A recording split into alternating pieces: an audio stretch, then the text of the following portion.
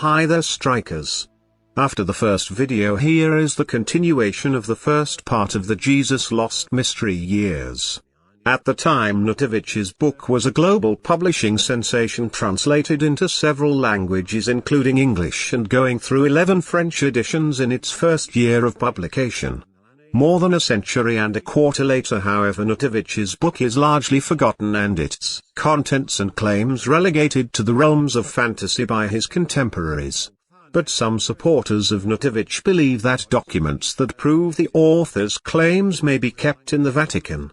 Even at the time of Notovich's writings, several people were skeptical and found his claims incredulous. German-born philologist Max Müller stated at the time that either the monks at the monastery played a joke on the Russian author, or he had invented the entire story for money and faked the ancient manuscript. One respected Indologist called Notovich's claims a big fat lie.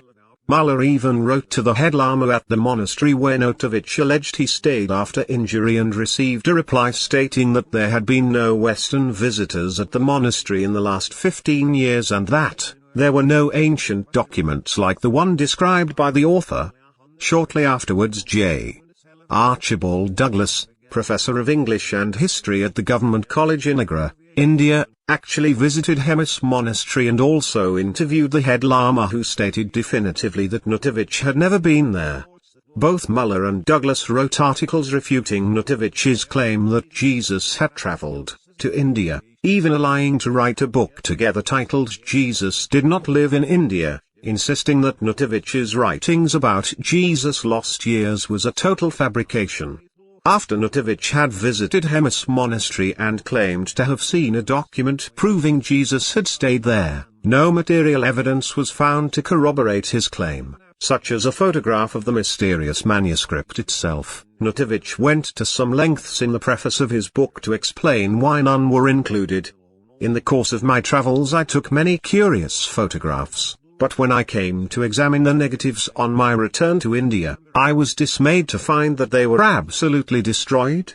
Further damning evidence against Notovich was recently discovered in a contemporary report held in archives of their British Library, written by a Russian-speaking British official, Donald Mackenzie Wallace.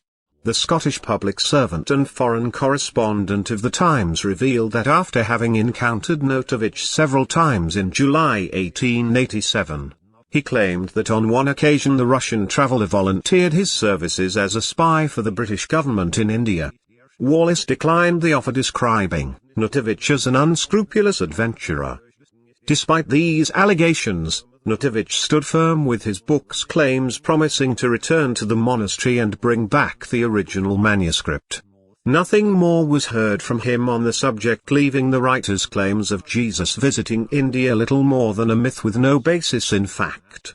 One angle to scrutinize claims that Jesus as a teenager embarked on an epic journey by foot to other continents is to look at the traveling practicalities of the day and the realities of reaching a country over inhospitable terrain and at times unsurpassable routes. According to the New Testament, the principal locations for the ministry undertaken by Jesus were Galilee and Judea, with activities also taking place in surrounding areas such as Perez and Samaria. Christian texts refer to Jesus walking 3,125 miles during his ministry. Taking into account that a determined person, on a mission, could make the trip from Judea to Galilee, 150 to 200 kilometers, on foot in 6 days, it is possible that an experienced walker with knowledge of the terrain could venture far greater distances. Over Jesus' lifetime, a conservative estimate of the number of miles he may have walked is put at around 21,525 miles, almost the equivalent of walking around the entire world. The standard mode of transport was usually by foot with an estimated mileage of around 20 miles a day, but citizens also rode on oxen, donkeys and camels. It could be the case that during Jesus' walkabout and journey to far distanced places, such as the Himalayas, that he was able to utilize such transport, with the addition of caravans to carry supplies. Referencing the standard walking habits and abilities of the time, Such an epic journey, allegedly undertaken by Jesus alone and over many years, could be physically possible. But how credible could this undertaking be for someone so young, no more than a boy to begin, without accompaniment, medical knowledge or experienced navigation abilities? During the time of Jesus' teachings, AD 27–29, Judea was under Roman rule and subject to tyranny by its Roman rulers, who were given authority to punish by execution. This was a dangerous time, even within the enclaves of Judea, where robbery and murders were not uncommon. Ironically, the Romans did more to facilitate travel than any other empire, as they constructed major roads and cleared the seas of pirates. The Pax Romana, Roman peace, declared by Emperor Augustus, 27 BC AD 14, enabled people like Paul the Baptist to travel relatively safely. Historian Lionel Casson writes, "The traveller could make his way from the shores of the Euphrates to the border between England and Scotland without crossing a foreign frontier. He could sail through any waters without fear of pirates, thanks to the emperor's patrol squadrons." The fastest form of long-distance travel was by ship, which was only done between April and October because of the danger in the winter seas.